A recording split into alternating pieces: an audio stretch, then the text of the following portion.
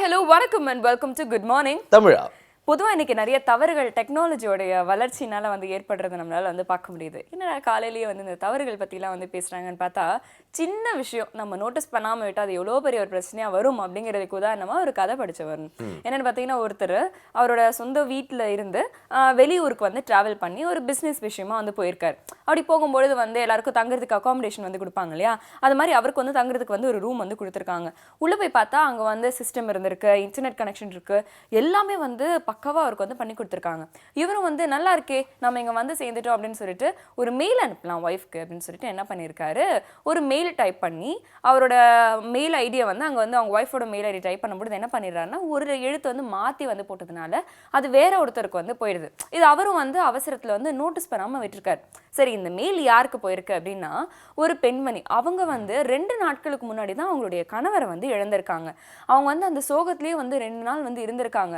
அதுக்கப்புறம் சரி ஓகே, யாராவது இந்த காண்டோலன்ஸ் மெசேஜஸ் ஏதாவது அனுப்பியிருக்காங்களா மெயிலில் அப்படின்னு செக் பண்ணுறதுக்காக ஓப்பன் பண்ணால் மெயிலே இவர் அனுப்பின மெயில். அந்த மெயிலை பார்த்தோன்னே இவங்க மயக்க போட்டு கீழே விழுந்துட்டாங்க. அதுக்கப்புறம் கொஞ்ச நேரம் கழிச்சு அவங்களுடைய பையன் அந்த ரூமுக்கு அவங்க அம்மா மயக்க போட்டு விழுந்திருக்கிறது பார்த்துட்டு பயங்கரமாக பயந்துட்டு என்ன நடந்ததுன்னு பார்த்தா சிஸ்டம் ஓப்பனாக இருக்குது, அங்கே மெயில் ஓப்பனாக இருக்குது. சரி, அப்படி என்ன மெயிலை பார்த்து அவங்க பயந்துருக்காங்கன்னு பார்த்தா அந்த மெயிலில் இதுதான் இருக்குது: அன்பான மனைவிக்கு, நான் இங்கே கரெக்டாக சேர்ந்துட்டேன், நான் இங்கே நலமோடு இருக்கேன், இங்கே நிறைய வசதிகள்லாம் பண்ணி கொடுத்துருக்காங்க, இங்கே சிஸ்டம் கொடுத்து நம்மளுக்கு அன்பானவங்களுக்கு மெயில் பண்ணுறதுக்கு கூட வசதிகள்லாம் கொடுத்துருக்காங்க, நான் இங்கே ரொம்ப சந்தோஷமாக இருக்கேன், நீயும் என் கூட இங்கே சந்தோஷமாக இருக்கணும் அப்படின்னு நான் எதிர்பார்க்குறேன், உன்னோட நல்வரவை நான் எதிர்பார்த்துட்ருக்கேன் அப்படிங்கிற மாதிரியான ஒரு மெயில். ஸோ இது அவங்க படிக்கும்பொழுது என்ன நினைப்பாங்க இல்லையா? நிச்சயமா. அதான் நீங்கள் சொல்கிற மாதிரி ஒரு சின்ன சேஞ்ச் பார்த்தீங்கன்னா வேறு மாதிரியான எஃபெக்ட்லாம் கொடுக்குது அப்படிங்கிறது மாதிரி தெரியாது. அது மாதிரி டெக்னாலஜி யுகத்தில் பார்த்தீங்கன்னா தவறாக ஒரு பட்டன் தட்டிட்டா போதும், எதிர்பாராத விளைவுகள்லாம் நம்மளால் தடுக்கவே முடியாது அப்படின்னு சொல்லலாம். ஸோ எக்ஸ்ட்ரா கேரோட இருக்கணும். பட் எக்ஸ்ட்ரா கேரோட இருக்கிறது அப்படிங்கிறது நம்ம கொஞ்சம் லெத்தாஜிக்காக இல்லாமல் கொஞ்சம் ஸ்ட்ராங்காக இருக்கணும். எப்பவுமே பார்த்தீங்கன்னா கொஞ்சம் ஸ்டடியாக இருக்கணும். அப்படிங்கிறனால வல்லமைக்குள் பகுதியில் என்ன கற்றுக்க போகிறோம் அப்படிங்கிறத பார்க்கலாம்.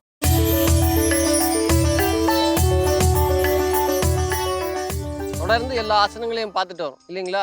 முக்கியமான டிசீசஸ் பார்க்குறோம், பேக் பெயின் எப்படி போக்கலான்னு பார்க்குறோம் இல்லையா? அது மாதிரி நம்ம இன்னைக்கு இந்தியாவை கேபிட்டலாக இருக்கக்கூடிய டிசீஸ் ஒன்று இருக்குது. உங்கள் எல்லாருக்கும் இத்தனை நேரம் அது என்னன்றதை சொல்லிருப்பீங்க, அட்லீஸ்ட் கெஸ் பண்ணிருப்பீங்கன்னு நினைக்கிறேன். ஆமாம், அது டயபெட்டிஸ். இன்னும் கொஞ்ச நாளில் இந்தியா டயபெட்டிஸோட வேர்ல்டு கேபிட்டலாக இருக்கக்கூடிய ஒரு இதை நோக்கி நம்ம போயிட்டுருக்கோம். அந்த வரிசையில் நம்ம இன்னைக்கு பார்க்க போகிற யோகா பேர் பாதஹஸ்த ஆசனம். இந்த ஆசனத்தை நீங்கள் பண்ணும்போது உங்களுக்கு முக்கியமாக ஒன்று பார்க்கணுன்னா வயிறு குறையும், டயபெட்டிஸோட லெவல் கண்டிப்பாக நார்மலாக வரும். ஆனால் இந்த ஆசனத்தை நீங்கள் தொடர்ந்து 3 மாதம் செய்யணும், அப்போ தான் வரும். நீங்கள் ஒரே நாளில் செஞ்சுட்டு சார் வயிறு குறையில, டயபெட்டிஸ் லெவல் குறையிலன்னு சொல்லாதீங்க. எந்த ஒரு விஷயத்தை எடுத்தாலும் யோகா பண்ணணுன்னாலே கன்சிஸ்டன்சி தான் ரொம்ப முக்கியம். தினமும் செய்யணும். தினமும் நீங்கள் 1 மணி நேரம் செய்யணுன்ற அவசியம் கிடையாது, பெர்ஃபெக்டாக செய்யணுன்ற அவசியம் கிடையாது. உங்களால் என்ன முடியுதோ நீங்கள் அதை செய்யுங்க. அதனால தான் நான் ஒவ்வொரு நிகழ்ச்சியிலையும் சொல்லும்போது பெர்ஃபெக்ட் போஸ்டர் எது, பெர்ஃபெக்ட் போஸ்டர் உங்களுக்கு வரலைன்னா நீங்கள் என்ன பண்ணணும் அப்படின்றதையும் நான் ஒவ்வொரு நிகழ்ச்சியிலையும் சொல்கிறோம். இன்றைக்கி நம்ம அந்த வகையில் பார்க்க போகிறது பாதஹஸ்தாசனம். பார்க்கலாமா?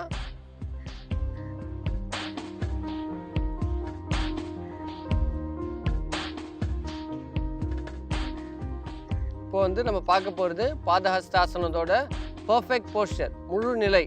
என்ன மாதிரி பண்ணணும், இந்த மாதிரி நீங்கள் பண்ணும்போது உங்களுக்கு டயபெட்டிஸே இருக்காது. தொடர்ந்து இது நீங்கள் செய்யும்போது கண்டிப்பாக உங்களுடைய டயபெட்டிஸ் நார்மல் லெவல் கண்டிப்பாக வரும். தொடர்ந்து 3 மாதம் செய்யணும். சாட்டர்டே லீவு விட்டேன், சண்டே லீவ் விட்டேன்லாம் சொல்லாத, தொடர்ந்து 3 மாதம் செய்யணும். இதே பொசிஷனில் இருந்து 20 கவுண்ட் பண்ணிவிட்டு ரிலாக்ஸ் பண்ணணும். ரிலாக்ஸ். இப்போ நீங்கள் பார்த்தது முழு நிலை. சப்போஸ் சார் எங்களால் இதெல்லாம் செய்ய முடியாது சார், எங்களுக்கு ரொம்ப வயிறு ரொம்ப பெருசாக இருக்குது, இது வரைக்கும் நான் ஃப்ரண்ட்டில் பெண்ட் பண்ணதே இல்லைன்றவங்க இந்த மாதிரி பெண்ட் பண்ணால் போதும். பெண்ட் பண்ணுங்க பார்க்கலாம். இந்த மாதிரி பெண்ட் பண்ணாலே போதும். இதே போஸ்டரில் முதல்ல ஸ்டார்டிங்கில் நீங்கள் ஒரு 20 கவுண்ட் பண்ணணும். இதே போஸ்டரில் 20 கவுண்ட் பண்ணணும்.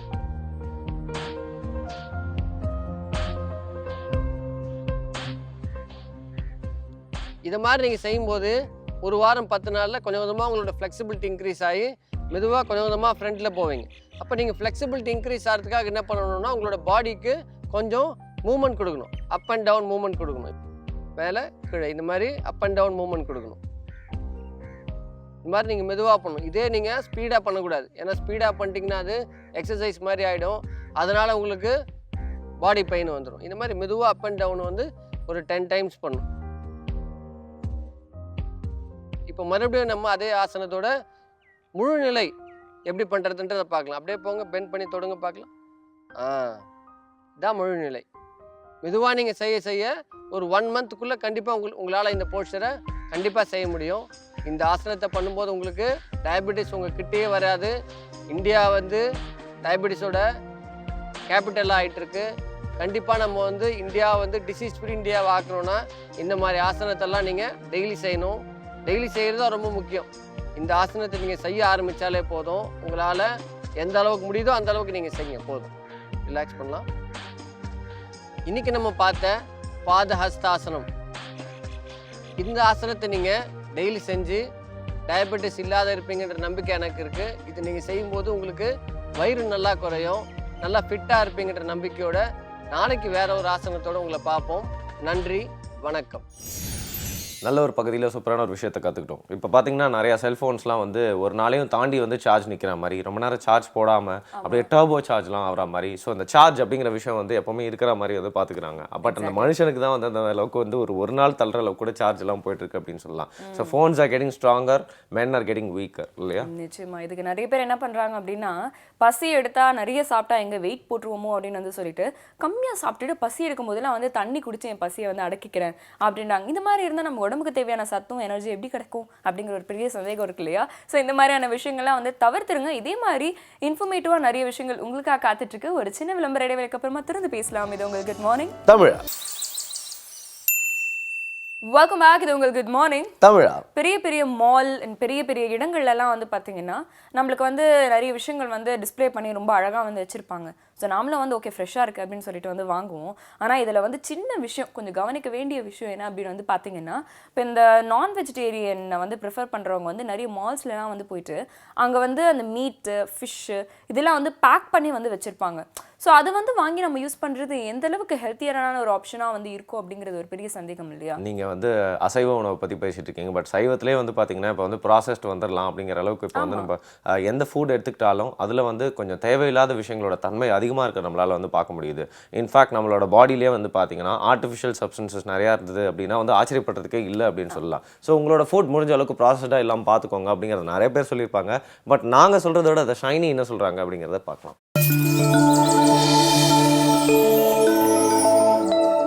இன்றைக்கி நம்ம பார்க்க போகிற டாபிக் என்ன அப்படின்னு பார்த்தீங்கன்னா, ப்ராசஸ்ட் ஃபுட்ஸ். இப்போ ப்ராசஸ்ட் ஃபுட்ஸ் அப்படின்னாலே ஒரு நியூட்ரிஷனிஸ்ட் பேசுகிறாங்க அப்படின்னா அது கண்டிப்பாக நீங்கள் தவிர்க்க வேண்டியது அப்படிங்கிறத நிறைய பேர் யோசிப்பாங்க.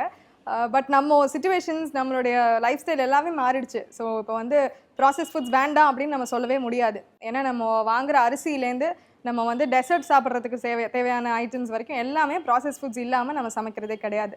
ஸோ இப்போ இந்த ப்ராசஸ் ஃபுட்ஸ் வந்து என்ன மாதிரி ப்ராசஸ் ஃபுட்ஸ் நம்ம சூஸ் பண்ணலாம், எதெல்லாம் ஹெல்தி, எதெல்லாம் ஹெல்தியான சாய்ஸஸ், இதெல்லாம் நம்ம கண்டிப்பாக ஒரு சில ஐட்டம்ஸ் அவாய்ட் பண்ணியே ஆகணும். ஸோ அந்த மாதிரி ஐட்டம்ஸ்லாம் என்ன அப்படிங்கிறத பற்றி இன்றைக்கி நம்ம பார்க்கலாம். ஸோ இப்போ ப்ராசஸிங் அப்படின்னு எடுத்துக்கிட்டிங்கன்னா, எஸ்பெஷலி இந்த சீரியல்ஸ் அண்ட் சீரியல் பேஸ்ட் ப்ராடக்ட்ஸில் வந்துட்டு நம்ம சாப்பிட்ற ரைஸ் முதல் கொண்டு அது ப்ராசஸ்டான ஒரு ஃபுட்டாக தான் நம்ம சாப்பிட்றோம். இப்போ வந்து ரைஸ்லேயே வந்து அந்த ப்ராசஸிங் பற்றி பேசணுன்னா அது ஒரு பெரிய எக்ஸ்டென்சிவ் ப்ராசஸ். ஸோ ஒரு சில ஐட்டம்ஸை மட்டும் நான் ஹைலைட் பண்ண விரும்புகிறேன்.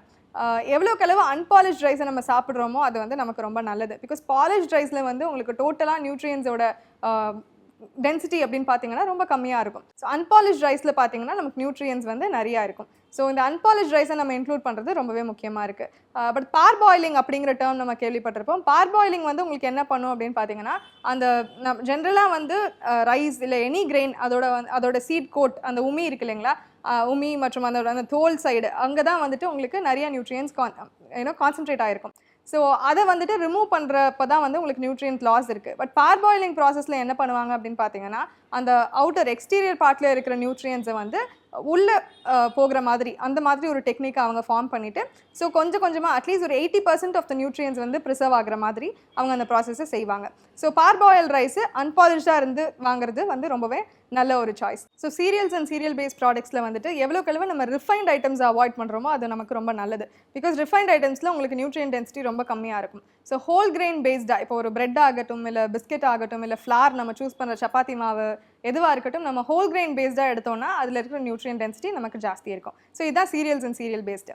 நெக்ஸ்ட் வந்து பல்சஸ், அதாவது பருப்பு பயிறு வகைகள். இதில் வந்து உங்களுக்கு ப்ராசஸிங் பெருசாக நம்ம கண்ட்ரியில் பெருசாக நம்ம எடுத்துக்கிறது இல்லை. பிகாஸ் வெஸ்டர்ன் கண்ட்ரீஸில் தான் வந்து பார்த்தீங்கன்னா அந்த கேண்ட் பீன்ஸு, சால்டட் பீன்ஸ் அதெல்லாமே வந்து சாப்பிட்ற பழக்கம் இருக்குது. அஃப்கோர்ஸ் கொஞ்சம் கொஞ்சமாக நமக்கு அந்த ட்ரிஃப்ட் ஆகிக்கிட்டே வந்துட்டு இருக்கு.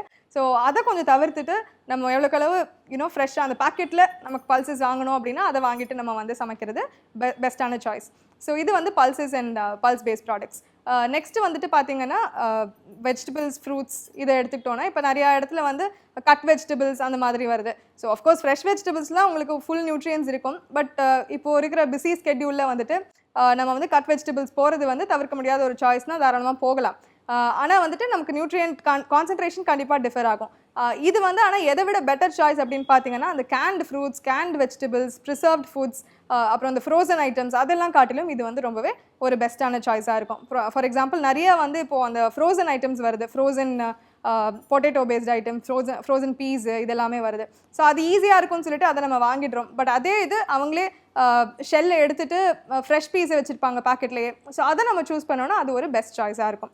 ஸோ இந்த மாதிரி வந்து க்ரீன் லீஃபி வெஜிடபிள்ஸ் அதுவுமே கூட நம்ம ஃப்ரெஷ்ஷாக வாங்குறது பெட்டர் மோர் தேன் அதை ப்ரிசர்வ் பண்ணி வைக்கிறதையோ அந்த மாதிரி ப்ராடக்ட்ஸ் வாங்குறதை விட ஃப்ரெஷ்ஷாக வாங்குறது பெட்டர். ஸோ இதான் வந்து ஃப்ரூட்ஸ் அண்ட் வெஜிடபிள்ஸ் பார்க்குறப்போ. இப்போ நெக்ஸ்ட்டு பார்த்தீங்கன்னா நட்ஸ் அண்ட் ஆயில் சீட்ஸும் நமக்கு பெருசாக ப்ராசஸிங் வராது. பட் ஒரு சில ப்ரிசர்வ்ட் நட்ஸு, இப்போ ஃபார் எக்ஸாம்பிள் பாதாம், அப்புறம் பிஸ்தா இந்த மாதிரி ஐட்டம்ஸ் எல்லாம் வந்துட்டு அவங்க ப்ரிசர்வ் பண்ணி ஒரு சிரப்பில் போட்டு கொடுக்குறாங்க இல்லையா. ஸோ அது எல்லாமே வந்து உங்களுக்கு அந்த நியூட்ரியன்ட்லேயே அந்த பர்டிகுலர் ஃபுட் ஐட்டமில் இருக்கிற நியூட்ரியன்ஸை வந்து கொஞ்சம் கம்மி பண்ணுறதுக்கு ஆர் இன்க்ரீஸ் பண்ணுறதுக்கும் அவங்க வைப்பாங்க. பட் ப்ரிசர்வேட்டிவ்ஸ் ஆட் பண்ணுறப்போ என்ன ஆகுது, அதில் இருக்கிற ஃப்ரெஷ் நியூட்ரியன்ட் தன்மை வந்து கொஞ்சம் கம்மியாகும். ஸோ கூடிய அளவுக்கு நட்ஸ் அண்ட் ஆயில் சீட்ஸுமே வந்து ஃப்ரெஷ்ஷாக நீங்கள் வாங்குறது, மினிமல் ப்ராசஸிங்கோடு வாங்குறது வந்து is a good choice. So இப்போ நெக்ஸ்ட் வந்து இம்பார்ட்டண்ட்டான ஒரு விஷயம் மீட், ஃபிஷ், இந்த பேஸ்ட் ப்ராடக்ட்ஸ், எக்ஸ் இது எல்லாமே. ஸோ இது வந்துட்டு கண்டிப்பாக வந்து நம்ம எவ்வளோக்களவு ஃப்ரெஷ் கட்ஸ் வாங்குகிறோமோ அது வந்து நமக்கு நல்லது. ப்ராசஸ்ட் மீட்ஸ் இப்போது இன்ஃபேக்ட் WHO வந்து என்ன டிக்ளேர் பண்ணியிருக்காங்க அப்படின்னு பார்த்தீங்கன்னா 2015 இந்த ப்ராசஸ்ட் மீட் ஐட்டம்ஸ் லைக் இந்த ஹாம், பேக்கன், சாசேஜஸ் இது எல்லாமே நமக்கு தெரியும் இல்லையா.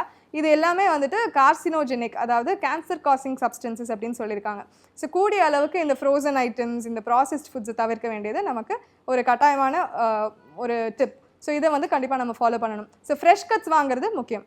ஸோ இதான் வந்து மீட், ஃபிஷ் பேஸ்ட் ப்ராடக்ட்ஸில். எக்ஸுமே வந்து நம்ம ஃப்ரெஷ்ஷாக வாங்குறது இஸ் ஆல்வேஸ் பெட்டர். ஸோ இப்போ வந்து நம்ம ஃபுட் குரூப் பேஸ்டாக பார்த்துட்டோம். இப்போ நெக்ஸ்ட்டு வந்துட்டு எந்த பேசிஸில் நம்ம வாங்கலாம் அப்படின்னு பார்த்தீங்கன்னா ப்ராசஸிங்கே வந்து ஒரு 3 டைப்ஸாக பிரிக்கலாம் நம்ம. அதாவது ஜஸ்ட் பேசிக் ப்ராசஸிங், மினிமல் ப்ராசஸிங்னு சொல்லுவோம். அது வந்து இப்போ பார்த்தீங்கன்னா ஃபார் எக்ஸாம்பிள் இந்த கட் ஃப்ரூட்ஸ், வெஜிடபிள்ஸ் அந்த மாதிரி, ஷெல்டு பீஸ் இந்த மாதிரிலாம். ஸோ இதை வந்து வாங்குறது இஸ் ஆல்வேஸ் பெட்டர். நெக்ஸ்ட்டு பார்த்தீங்கன்னா அந்த பர்டிகுலர் ஃபுட்டையே வந்துட்டு கொஞ்சம் அதோடைய நியூட்ரிஷன் பாயிண்ட் ஆஃப் வியூவில் வந்து அதை இன்க்ரீஸ் பண்ணுறதுக்காக, அதோட ஷெல்ஃப் லைஃபை இன்க்ரீஸ் பண்ணுறதுக்காக ஒரு சில ப்ராசஸிங் செய்வாங்க. ஸோ அந்த மாதிரி ஃபுட் ஐட்டம்ஸ்க்கு அந்த உண்மையிலே வந்து அந்த ஷெல்ஃப் லைஃப் இன்க்ரீஸ் ஆகுது அப்படின்னு பார்த்தீங்கன்னா அதை இன்க்ளூட் பண்ணுறது நல்லது. அதர்வைஸ் ஃப்ரெஷ்ஷாக அதை வாங்குறதே வந்து it's a better choice. So next வந்து பார்த்தீங்கன்னா அதை கம்ப்ளீட்லி ப்ராசஸ்டு, அதாவது ஷெல்ஃப் லைஃப் இன்க்ரீஸ் பண்ணணுங்கிறதுக்காக டோட்டல் ப்ராசஸிங் அதில் அப்ளை பண்ணுவாங்க. லைக் இர்ரேடியேஷன் அந்த மாதிரி ஃபுட்ஸ் எல்லாம் வந்து இதெல்லாம் வந்து யாருக்கு சுத்தமாக ஃபுட்டுக்கு ஆக்சஸ் இல்லாமல் இருக்கும். ஃபார் எக்ஸாம்பிள் இப்போ ஸ்பேஸுக்கு போகிறவங்களுக்கு அவங்களுக்கெல்லாம் வந்துட்டு ஆப்வியஸாக இந்த மாதிரி ஃபுட்ஸ் தான் ஒரே சாய்ஸ். ஸோ அவங்க வாங்குறது அதுக்கு ஒரு வேலிடிட்டி இருக்குது, அதில் ஒரு ஜஸ்டிஃபிகேஷன் இருக்குது. இப்போ நமக்கெல்லாம் வந்து ஃப்ரெஷ் ஃபுட்டுக்கு ஆக்சஸ் இருக்கிறப்போ நம்ம ஃப்ரெஷ் ஃபுட் போகிறது வந்து என்றைக்குமே வந்து ஒரு பெட்டர் சாய்ஸாக இருக்குது. ஸோ இந்த மாதிரி ப்ராசஸ்ட் ஃபுட்ஸை வந்து எப்படி நம்ம வைஸாக சூஸ் பண்ணணும் அப்படிங்கிறத பற்றி பார்த்தோம். ஸோ ப்ராசஸ் ஃபுட்ஸ் தவிர்க்கணும் அப்படிங்கிறது நான் சொல்ல வரல, பட் வைஸாக நம்ம சூஸ் பண்ணணும், அவ்வளோதான். ஸோ இதே மாதிரி ஒரு நல்ல இன்ஃபர்மேஷனோட நான் இன்னொரு நாள் உங்களை சந்திக்கிறேன். Thank you so much Shiny. But இந்த ஃபுட்லாம் வந்து எந்தளவுக்கு வந்து பார்க்கறதுக்கு பளபளன்னு இருக்கும், அதாவது ஷைனிங்காக இருக்கும், அது வந்து எந்தளவுக்கு வந்து நல்லது அப்படிங்கிற மாதிரி நம்ம தவற எடுத்துக்கூடாது அப்படின்னு சொல்லல. டோட்டலி அப்பியரன்ஸ் வச்சு இந்த ஜட்ஜ் பண்ணுறது அப்படிங்கிறது ஃபுட்டில் மட்டும் வச்சுக்கவே கூடாது. எக்ஸாக்ட்லி, இது வந்து எல்லா விஷயத்துக்கும் வந்து பொருந்துன்னு வந்து சொல்லலாம்.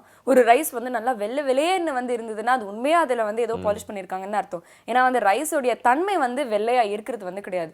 நிறைய விஷயங்களுக்கு வந்து பார்த்தீங்கன்னா வந்து பலப்பலன்னு இருக்கிறதும் வெள்ளையாக இருக்கிறத வச்சு நம்ம வந்து ஏமாந்து போயிடுறோம். ஸோ அந்த மாதிரியான ஏமாற்றங்களுக்குள்ளெல்லாம் நீங்கள் போகக்கூடாதுன்றதுக்காக தான் நிறைய இன்ஃபர்மேஷன்ஸ் எங்கள் ஷோ மூலிமா உங்களுக்கு கொடுத்துட்டு இருக்கோம். ஒரு சின்ன விளம்பர இடைவெளிக்கு அப்புறமா திறந்து பேசலாம். இது உங்கள் குட் மார்னிங் தமிழா.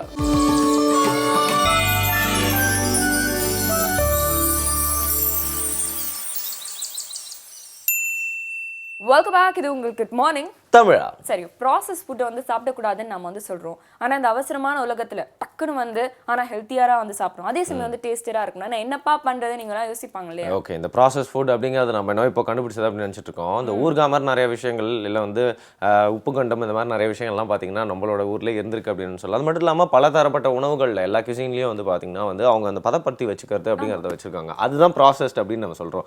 பட் இப்போ நம்ம பேசிட்டு இருக்க ப்ராசஸ் ஃபுட் அப்படிங்கிறது பார்த்தீங்கன்னா தேவையில்லாத கெமிக்கல்ஸ்லாம் அது கூட வந்து ஆட் பண்ணுறாங்க. இப்போ உப்பு அப்படிங்கிறது ப்ராசஸ் பண்ணி வைக்கக்கூடிய ஒரு சப்ஸ்டன்ஸாக இருக்குது இல்லையா? பட் உப்பு நேச்சுரலாக நம்மளுக்கு கிடைக்குது. பட் இப்போ போடுற கெமிக்கல்ஸ் அப்படிங்கிறது வந்து பார்த்தீங்கன்னா அதை பாக்டீரியாஸ்லாம் முற்றிலுமாக தொலைத்து சாப்பிடாமல் இருக்கிறதுக்காக பண்ணக்கூடியது அப்படின்னு சொல்லலாம். பாக்டீரியாவுக்கு நல்லதில்லை அப்படிங்கிறப்பவே அது நம்மளுக்கும் நல்லதில்லை அப்படிங்கிற மாதிரி ஒரு விஷயமா மாறிடுது அப்படின்னு சொல்லலாம் இல்லையா? நிச்சயமா. ஸோ இந்த மாதிரியான விஷயங்கள்லாம் வந்து மனசில் வச்சு தான் வந்து ஃபுட் ரிசர்ச்சர் திவ்யா செந்தில் ரொம்ப ஹெல்த்தியான டேஸ்டியான ரெசிபிஸ் நம்மளுக்காக கொடுத்துட்டு இருக்காங்க. பார்க்கலாம். அனைவருக்கும் வணக்கம். நம்ம நிகழ்ச்சியில் வந்து தினம் தினம் புது புது வெரைட்டியான ரெசிபிஸ் பார்த்துட்ருக்கோம். அந்த வகையில் இன்றைக்கி நம்ம பார்க்க போகிறது வந்து ஒரு ஜூஸ் வெரைட்டி வாட்டர்மிலன் சர்பத் தான் நம்ம பார்க்க போகிறோம். அதுக்கு தேவையான பொருட்கள் என்னென்னு ஃபஸ்ட் பார்த்துடலாம். வாட்டர்மிலன், டொமேட்டோ, புதினா, எலுமிச்சை சாறு, தேன், இஞ்சி, நாட்டு சர்க்கரை. இப்போது நம்ம வீட்டுக்கு ஒரு ரிலேட்டிவ் வராங்க, இல்லை ஃப்ரெண்ட்ஸ் வராங்க, நம்ம என்ன பண்ணுவோன்னா அவங்க டீ சாப்பிட்லன்னு சொன்னாங்கன்னா லெமன் ஜூஸ் தான் வந்து எப்போவுமே எல்லாத்து வீட்லேயுமே கொடுப்போம். அதுக்கு பதிலாக இந்த மாதிரி டிஃப்ரெண்ட்டாக நம்ம வாட்டர்மிலன் யூஸ் பண்ணி ஒரு சர்பத் கூட பண்ணி கொடுக்கலாம். இப்போ இது நம்ம குடிக்கும் போது பார்த்திங்கன்னா நல்ல தண்ணி தாக எடுக்குது, எனக்கு வந்து ரொம்ப சம்மரில் வீட்டுக்கு வந்தோன்னே ஒரு ஃப்ரெஷ்ஷாக குடிக்கணுங்கிற மாதிரி இருந்துச்சுன்னா நம்ம இது போட்டு லைட்டாக ஃப்ரிட்ஜில் சில் பண்ணி வச்சு குடித்தோன்னா இன்னும் நல்லா ரெஃப்ரெஷ்மெண்ட் கிடைக்கும். இப்போ இது எப்படி பண்ணுறதுன்ட்டு பார்க்கலாம். ஃபஸ்ட் இதில் வாட்டர்மிலன் ஆட் பண்ணிக்கிறேன். இதில் வாட்டர்மிலனில் வந்து சீட்ஸ் எல்லாம் கம்ப்ளீட்டாக எடுத்துடணும், இல்லாட்டி அது ஒரு டிஃப்ரெண்ட்டாக ஒரு மாதிரி கசக்கிற மாதிரி இருக்கும். தென் தக்காளி,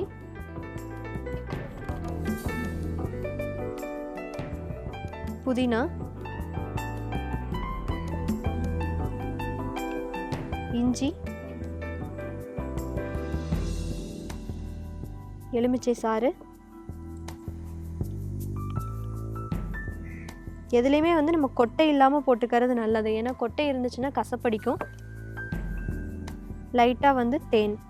இப்போ நீங்கள் டயபெட்டிக் பேஷண்ட்ஸ் எடுத்துக்கிறாங்க அப்படின்னா நம்ம தேன் இல்லாமல் மற்ற ஐட்டம்ஸ் எல்லாம் மட்டும் நம்ம பிளெண்ட் பண்ணிக்கலாம். லைட்டாக நாட்டு சக்கரை கொஞ்சமாக ஆட் பண்ணிக்கலாம், ஏன்னா தேன் நம்ம நிறைய ஆட் பண்ணியிருக்கோம். கொஞ்சமாக நாட்டு சக்கரை. இதை மிக்சியில் போட்டு பிளெண்ட் பண்ணிக்கலாம்.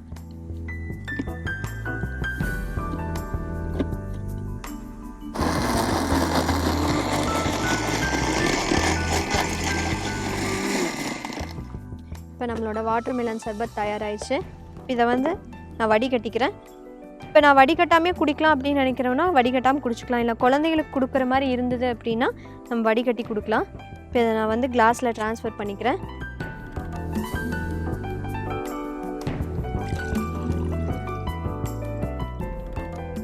நம்மளோட வாட்டர்மிலன் சர்பத் இப்போ தயாராகிடுச்சு.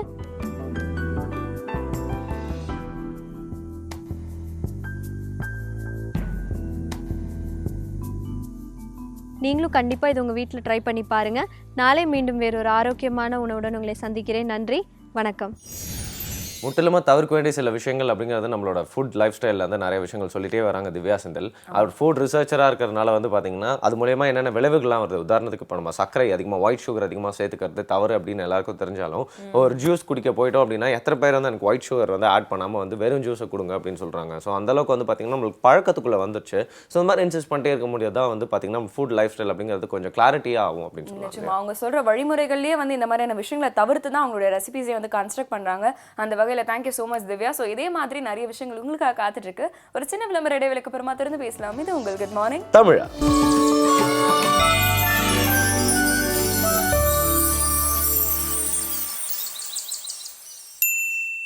Welcome back. இது உங்கள் குட் மார்னிங் தமிழா. குட் மார்னிங் தமிழா அப்படின்னு நம்ம வந்து சொல்லிட்டு இருக்கோம். ஆனால் அந்த தமிழ் தமிழ் தமிழ் அப்படின்னு சொல்லிட்டு நிறைய இடங்களில் நிறைய விஷயங்கள் வந்து பேசுகிறாங்க. ஆனால் உள்ளார்ந்து பேசுகிறாங்களா, அதோட முக்கியத்துவம் புரிஞ்சு வந்து பேசுகிறாங்களா அப்படிங்கிற சந்தேகம் வந்து பல நேரங்களில் எனக்கு வந்தது உண்டு. தமிழ் டெய்லி பேசுகிறோம், பட் தமிழோட அருமை பெருமை எல்லாம் தெரிஞ்சு தான் பேசுகிறோமா அப்படிங்கிறது நம்மளுக்கு தெரியல. அதனால தான் ஓய்வு பெற்ற எஸ்பி திரு கலிமூர்த்தி அவர்கள் நம்மளுக்கு எல்லாருக்குமே பிடிச்ச மொழியான தமிழ் மொழியை பற்றி சிறப்பான விஷயங்கள்லாம் நம்ம கூட பகிர்ந்துக்க போகிறாரு. பார்க்கலாம்.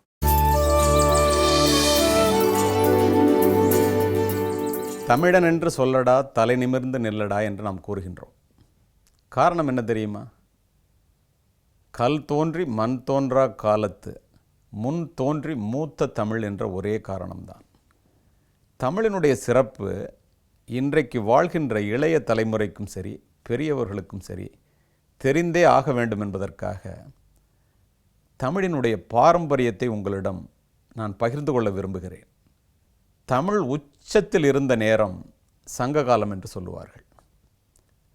கிமு 3ஆம் நூற்றாண்டுக்கும் கிமு 2ஆம் நூற்றாண்டுக்கும் இடைப்பட்ட காலத்தை சங்ககாலம் என்று வர்ணிக்கின்றார்கள். முதற்சங்கம், இடைச்சங்கம், கடைச்சங்கம் என்று தமிழ் வளர்த்தவர்கள் சேர சோழ பாண்டிய மன்னர்கள் என்பதை நாம் அறிவோம். முதற்சங்கத்திலே அகத்தியர் போன்றவர்களும், இடைச்சங்கத்திலே தொல்காப்பியர் போன்றவர்களும், கடைச்சங்கத்திலே பரணர், கபிலர், நக்கீரர் போன்றவர்களும் தமிழாய்ந்தனர். தமிழன்தான் முதலிலே உழவுத் தொழிலையும் கடல் வாழ்வையும் கையில் எடுத்தவன்.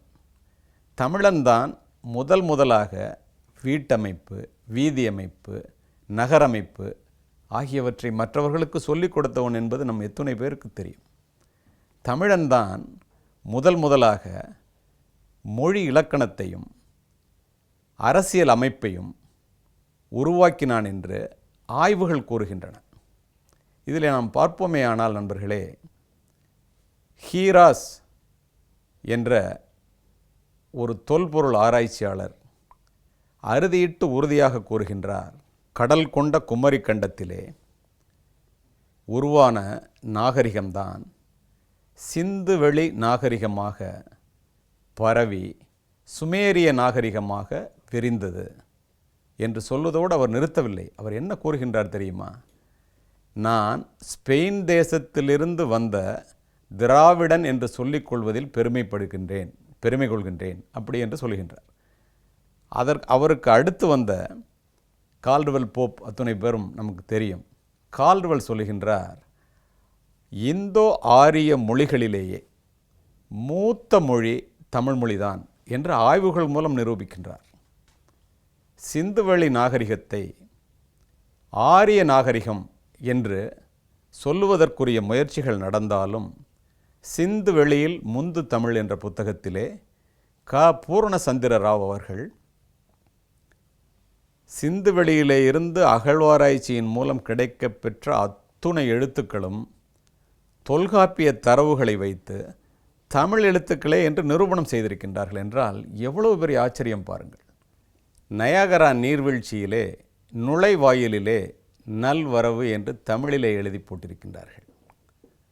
ஜப்பானில் உள்ள மிகப்பெரிய பல்கலைக்கழகத்திலே, நான் ஏற்கனவே குறிப்பிட்டேன் அல்லவா, யாதும் ஊரே யாவரும் கேளீர் என்று கணியன் பூங்குன்றனார் அவர்களினுடைய வார்த்தைகளை ஜப்பானிய மொழியிலும் தமிழ் மொழியிலும் எழுதி போட்டிருக்கின்றார்கள். இது நம்மில் எத்தனை பேருக்கு தெரியும்? கிறிஸ்துவர்களினுடைய புனித ஸ்தலமான ஜெருசலேம் நாட்டில் உள்ள ஒலிவ மலையிலேயே உலகில் உள்ள மிக தொன்மை வாய்ந்த பெருமை வாய்ந்த மொழிகள் 23 மொழிகளை தேர்வு செய்து பைபிளில் உள்ள இயேசு கிறிஸ்துவினுடைய 10 கட்டளைகளை அதில் செதுக்கி வைக்க வேண்டும் என்று முடிவு செய்கின்றார்கள். இந்தியாவிலிருந்து ஒரு மொழியை எடுக்க வேண்டும் என்று எல்லோருடைய விருப்பமாக இருக்கின்றது. எந்த மொழியை எடுத்தார்கள் தெரியுமா நண்பர்களே? இந்தி மொழியை எடுக்கவில்லை. தமிழ் மொழிக்குத்தான் அந்த வாய்ப்பு கிடைத்தது.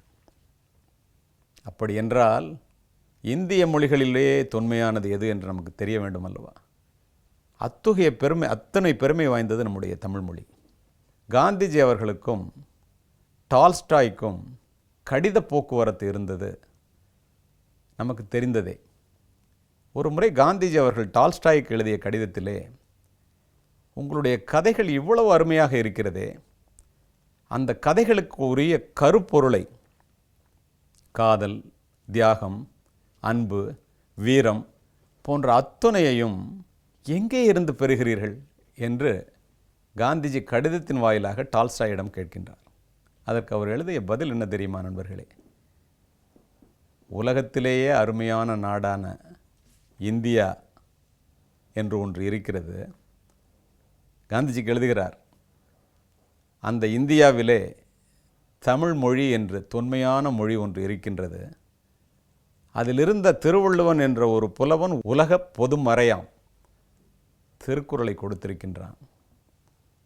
அந்த திருக்குறளிலிருந்து தான் என்னுடைய கதைக்குரிய கருப்பொருளை நான் எடுக்கின்றேன் காந்திஜி அவர்களே. அந்த தமிழ்நாட்டுக்கும் சொந்தக்காரர் நீங்கள்தான் என்று எழுதுகின்றார். வியந்து போன மகாத்மா தன்னுடைய டைரியிலே குறிப்பெழுதுகின்றார், திருக்குறளை படிப்பதற்காகவாவது நான் தமிழனாக பிறக்கவில்லையே என்று வருத்தப்படுகிறேன் என்று எழுதுகின்றார். புத்தர் கூட தமிழ் படிக்க ஆசைப்பட்டார் என்று ரத்தின விகாரம் என்ற சமஸ்கிருத நூலிலே குறிப்பு இருக்கிறது என்றால் நாம் வியந்து போவோம் இல்லையா? வ. ராமசாமி என்ற எழுத்தாளரை நாம் அனைவரும் அறிவோம். வாரா என்று சுருக்கமாக குறிப்பிடுவார்கள். அக்ரஹாரத்து அதிசய மனிதர் என்று அவருக்கு பெயர் உண்டு. சொல்லப்போனால் அவர்தான் மகாகவி என்ற பட்டத்தையே பாரதிக்கு வழங்கியவர். மிகப்பெரிய வித்வான். அவர் ஒரு முறை பாண்டிச்சேரியிலே பாரதியை பார்ப்பதற்காக செல்கின்றார். சென்று அமர்ந்தவர், மை நேம் இஸ் வ. Ramasamy, I am coming from Tamil Nadu என்று ஆங்கிலத்திலே தன்னை அறிமுகப்படுத்திக் கொள்ள ஆரம்பிக்கின்றார். அமைதியாக கேட்டுக்கொண்டிருந்த பாரதி, தமிழ்நாட்டில் பிறந்து தமிழை தாய்மொழியாக கொண்ட ஒரு தமிழன் தன்னை அறிமுகப்படுத்தி கொள்ளும்போது எப்போது தமிழில் அறிமுகப்படுத்தி கொள்ள ஆரம்பிக்கின்றானோ அதுதான் அவனுக்கும் பெருமை, தமிழ் மொழிக்கும் பெருமை, அப்பொழுதுதான் தமிழ் வளரும் என்று கூற ஆடிப்போன வாரா அவர்கள், மன்னித்து கொள்ளுங்கள் பாரதி அவர்களே, இனிமேல் என்னை அறிமுகப்படுத்தும் போதும் சரி, தமிழ்நாட்டிலே பேசும்போதும் சரி, நான் நிச்சயமாக தமிழிலே தான் பேசுவேன் என்று கூறினார் என்பது வரலாறு. இதைவிட முக்கியமான ஒன்று, காந்திஜியினுடைய சபர்மதி ஆசிரமத்திலே ராஜாஜியினுடைய மகன் அங்கே இருந்தார். அது நமக்கு தெரியும். ராஜாஜி ஒரு முறை தமிழக முதலமைச்சராக இருக்கும்போது தன்னுடைய மகனை பார்ப்பதற்காக ஆசிரமத்திற்கு செல்கின்றார். தந்தையும் மகனும் ஆங்கிலத்திலே உரையாடுவதை காந்திஜி உற்று பார்த்து கொண்டே இருக்கின்றார். அப்போது ஒன்றும் சொல்லவில்லை அவர். ராஜாஜி திரும்பிய பிறகு ராஜாஜிக்கு ஒரு கடிதம் எழுதுகிறார் மகாத்மா காந்தி. இத்துணை பெருமை வாய்ந்த தமிழ் மொழியில்,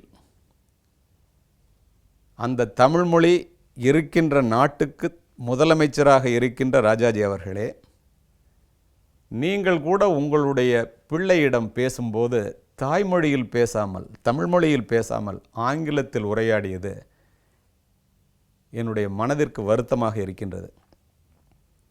உடனே நீங்கள் மாற்றிக்கொண்டு உங்களுடைய பிள்ளையிடம் பேசும்போதாவது தமிழ்மொழியில் பேசவில்லை என்றால், யங் இந்தியா பத்திரிகையிலே தமிழ்நாட்டினுடைய முதலமைச்சர் தமிழிலே பேசாமல் தன்னுடைய பிள்ளையிடம் ஆங்கிலத்திலே பேசுகிறார் என்று எழுதுவேன் என்று கடிதம் எழுதினார்.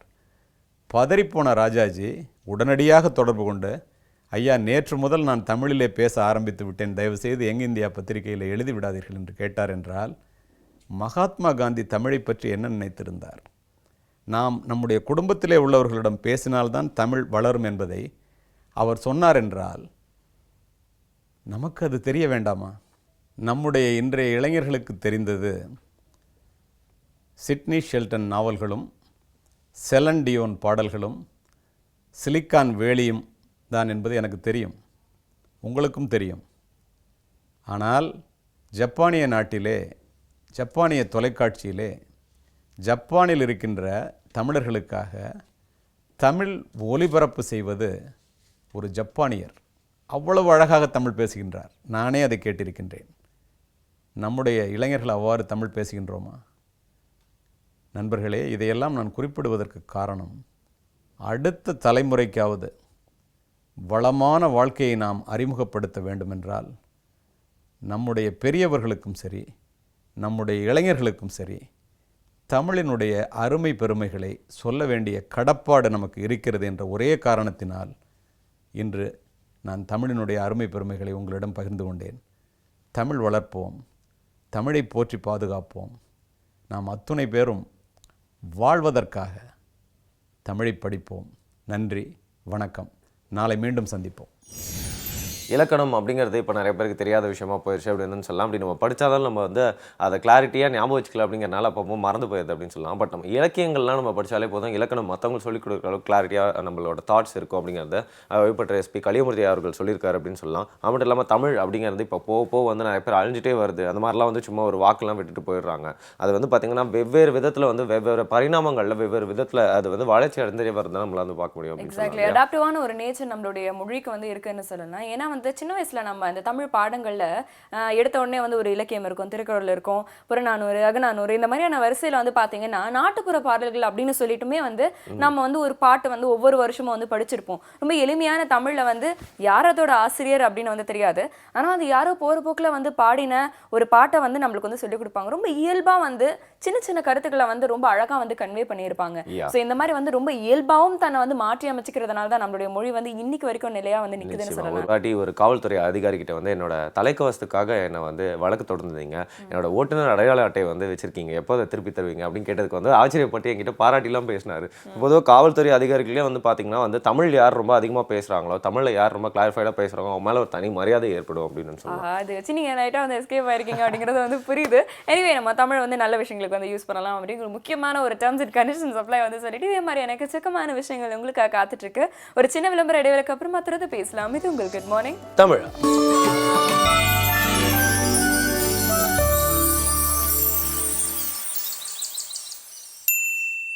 Welcome back to good morning தமிழா. இன்னைக்கு செய்தி துளிகள்ல வந்து சாதனை புரிந்த மனிதர்கள் அப்படிங்கிற ஒரு டாபிக்ல தான் நம்ம நிறைய விஷயங்கள் பார்க்க போறோம். மனிதர்களா விந்தையானவர்களாச்சே, பார்க்கலாம்.